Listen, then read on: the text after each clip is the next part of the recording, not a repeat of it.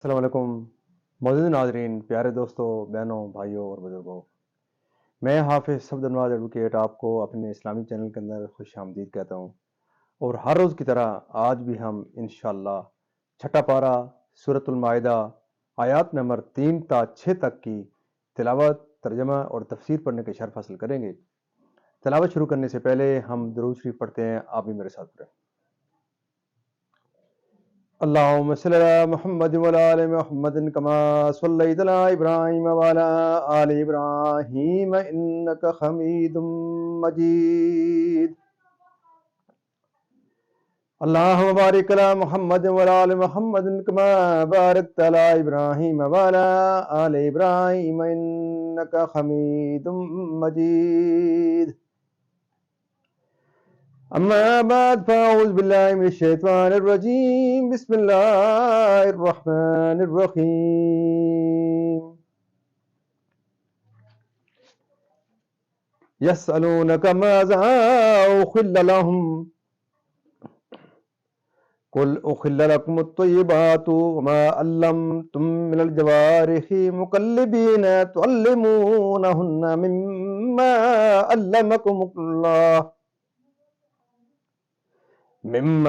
علمكم الله فكلوا مما أمسكن عليكم واذكروا اسم الله عليه واتقوا الله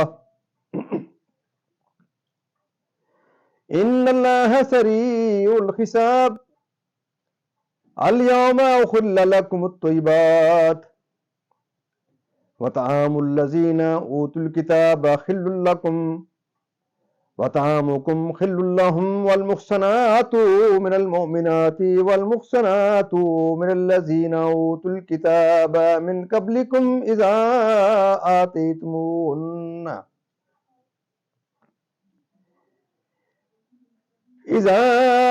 آتيتموهن أجورهن محصنين غير مسافحين ولا متخذي أخدان ومن يكفر بالإيمان فقد خبط عمله وهو في الآخرة من الخاسرين. يا أيها الذين آمنوا إذا قمتم إلى الصلاة فاغسلوا وجوهكم وأيديكم إلى المرافق وامسحوا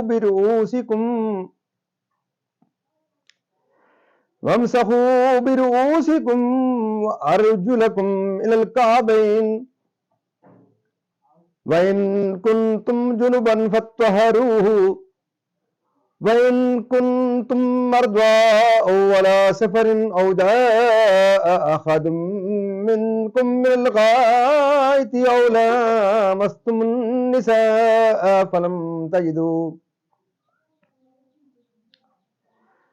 فلم تجدوا ماء فتيمموا صعيدا طيبا فامسحوا بوجوهكم وأيديكم منه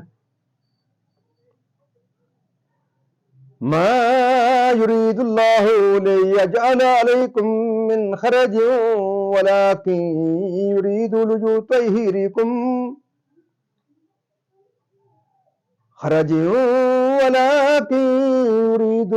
ليطهركم وليتم نعمته عليكم لعلكم تشكرون. واذكروا نعمة الله عليكم وميثاقه الذي واثقكم به إذ قلتم سمعنا وأطعنا واتقوا الله إن الله عليم بذات الصدور. صدق اللہ العظیم. ترجمہ.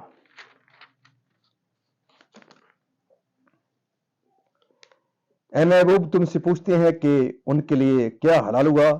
تم فرما دو کہ حلال کی گئیں تمہارے لیے پاک چیزیں، اور جو شکاری جانور تم نے سدھا لیے انہیں شکار پر دوڑاتے، جو علم تمہیں خدا نے دیا اس سے انہیں سکھاتے، تو کھاؤ اس میں سے جو وہ مار کر تمہارے لیے رہنے دے، اور اس پر اللہ کا نام لو اور اللہ سے ڈرتے رہو، بے شک اللہ کو حساب کرتے دیر نہیں لگتی۔ آج تمہارے لیے پاک چیزیں حلال ہوئیں اور کتابیوں کا کھانا تمہارے لیے حلال ہے اور تمہارا کھانا ان کے لیے حلال ہے، اور پارسا عورتیں مسلمان اور پارسا عورتیں ان میں سے جن کو تم سے پہلے کتاب ملی، جب تم انہیں ان کے مہر دو قید میں لاتے ہوئے نہ مستی نکالتے اور نہ آشنا بناتے، اور جو مسلمان سے کافر ہو اس کا کیا دھرا سب اکرت گیا اور وہ آخرت میں زماں کار ہے۔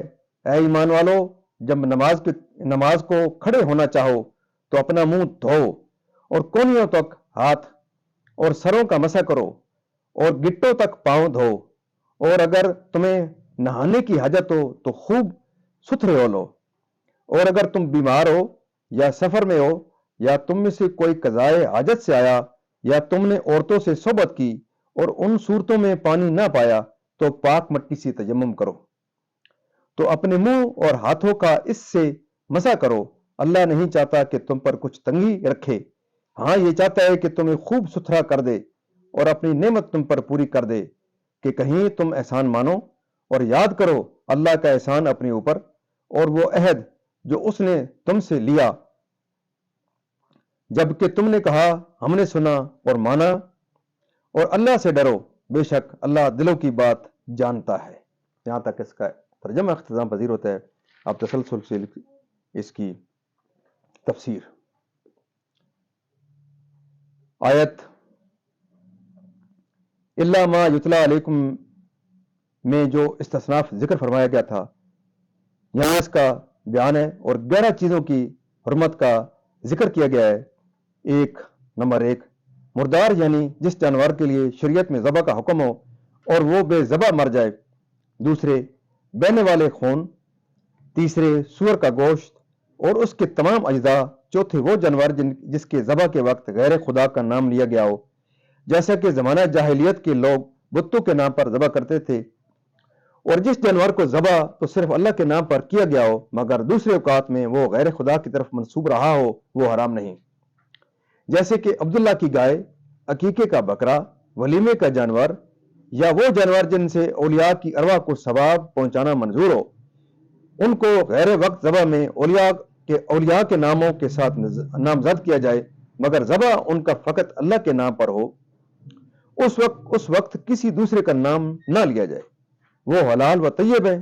اس آیت میں صرف اسی کو حرام فرمایا گیا ہے جس کو ذبح کرتے وقت غیر خدا کا نام لیا گیا ہو۔ وہابی جو ذبح کی قید نہیں لگاتے وہ آیت کے معنی میں غلطی کرتے ہیں اور ان کا قول تمام تفاسیر معتبرہ کے خلاف ہے، اور خود آیت ان کے معنی کو بننے نہیں دیتی، کیونکہ ما احل بہ کو اگر وقت ذبح کے ساتھ مقید نہ کریں تو الا ما زکیتم کا استثناء اس کو لاحق ہوگا، اور وہ جانور جو غیر وقت ذبح میں غیر خدا کے نام سے موسوم رہا ہو، الا ما زکیتم سے حلال ہوگا۔ غرض وہابی کو آیت سے سند لانے کی کوئی سبیل نہیں۔ پانچواں، گلا گھونٹ کر مارا ہوا جانور۔ چھٹے، وہ جانور جو لاٹھی، پتھر، ڈیلے، گولی، چھرے یعنی بغیر دھاردار چیز سے مارا گیا ہو۔ ساتویں، جو گر کر مرا ہو خواہ پہاڑ سے یا کنویں وغیرہ میں۔ آٹھویں، وہ جانور جسے دوسرے جانور نے سینگ مارا ہو اور وہ اس کے صدمے سے مر گیا ہو۔ نویں، وہ جسے کسی درندے نے تھوڑا سا کھایا ہو اور وہ اس کے زخم کی تکلیف سے مر گیا ہو۔ لیکن اگر یہ جانور مر نہ گئے ہوں اور بعد ایسے واقعات کے زندہ بچ رہے ہوں، پھر تم انہیں باقاعدہ ذبح کر لو تو وہ حلال ہے۔ 10ویں، وہ جو کسی تھان پر عبادات ذبح کیا گیا ہو، جیسے کہ اہل جاہلیت نے کعبہ شریف کے گرد 360 پتھر نصب کیے تھے جن کی وہ عبادت کرتے اور اس ذبح سے ان کی تعظیم و تقرب کی نیت کرتے تھے۔ 11ویں، حصہ اور حکم معلوم کرنے کے لیے پانسا ڈالنا۔ زمانہ جاہلیت کے لوگوں کو جب سفر یا جنگ یا تجارت یا نکاح وغیرہ کام درپیش ہوتے تو وہ ان تو وہ 3 تیروں سے پھانسے ڈالتے اور جو نکلتا اس کے مطابق عمل کرتے اور اس کو حکم الہی جانتے۔ ان سب کی ممانعت فرمائی گئی۔ یہ آیت حجت الوداع میں عرفہ کے روز جو جمعہ کو تھا بعد اثر نازل ہوئی۔ معنی یہ ہے کہ کفار تمہارے دین پر غالب آنے سے مایوس ہو گئے۔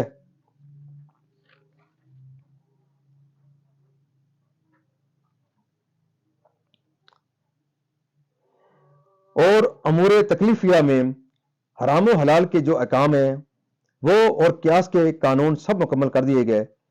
اسی لیے اس آیت کے نزول کے بعد بیان حلال و حرام کی کوئی آیت نازل نہ ہوئی، اگرچہ وَاتَّقُوا يَوْمًا تُرْجَعُونَ فِيهِ إِلَى اللَّهِ نازل ہوئی، مگر وہ آیت موعظت اور نصیحت ہے۔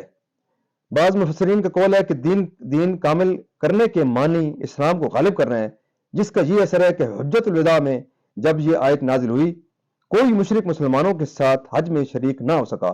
ایک قول یہ ہے کہ معنی یہ ہے کہ میں نے تمہیں دشمن سے امن دی۔ ایک قول یہ ہے کہ دین کا اکمال یہ ہے کہ وہ پچھلی شریعتوں کی طرح منسوخ نہ ہوگا اور قیامت تک باقی رہے گا۔ شان نزول بخاری و مسلم کی حدیث میں ہے کہ حضرت عمر رضی اللہ تعالیٰ عنہ کے پاس ایک یہودی آیا اور اس نے کہا، اے امیر المومنین، آپ کی کتاب میں ایک آیت ہے، اگر وہ ہم یہودیوں پر نازل ہوئی ہوتی تو ہم روز نزول کو عید مناتے۔ فرمایا کہ کون سی آیت؟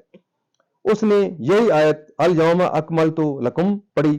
آپ نے فرمایا، میں اس دن کو جانتا ہوں جس میں یہ نازل ہوئی تھی اور اس کی مقام نزول کو بھی پہچانتا ہوں، وہ مقام عرفات کا تھا، اور دن جمعے کا آپ کی مراد اس سے یہ تھی کہ ہمارے لیے وہ دن عید ہے۔ ترمذی شریف میں حضرت ابن عباس رضی اللہ تعالیٰ عنہما سے مروی ہے کہ آپ سے بھی ایک یہودی نے ایسا ہی کہا۔ آپ نے فرمایا کہ جس روز یہ نازل ہوئی اس دن وہ دو عیدیں تھیں، جمعہ و عرفہ۔ مسئلہ اس سے معلوم ہوا کہ کسی دینی کامیابی کے دن کو خوشی کا دن منانا جائز اور صحابہ سے ثابت ہے، ورنہ حضرت